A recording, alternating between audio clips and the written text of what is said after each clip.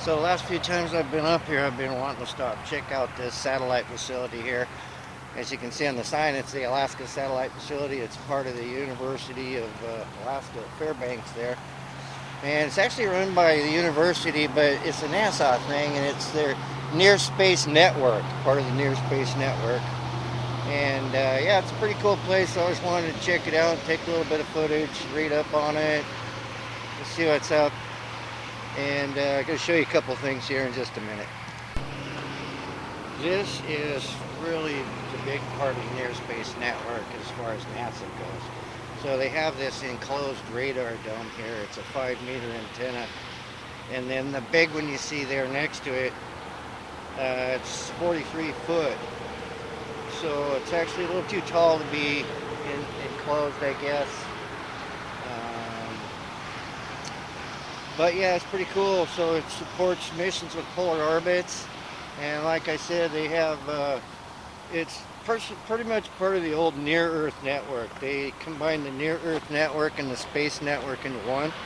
And they came up with the Near Space Network. This was several years ago.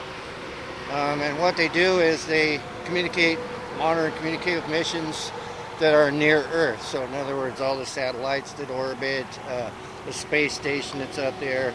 But things like long-term trips to Mars, that's done elsewhere.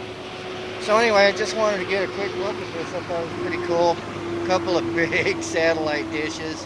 And then the dome you can see there is a heck of a radar installation. So this is me checking it out. I always looking for things to do up here in Fairbanks. It's not a big tourist destination. I don't know if you're aware or not, but two big things up here. In the wintertime, you got tourists to watch the northern lights, and in the summertime you get tourists up to the Arctic Circle.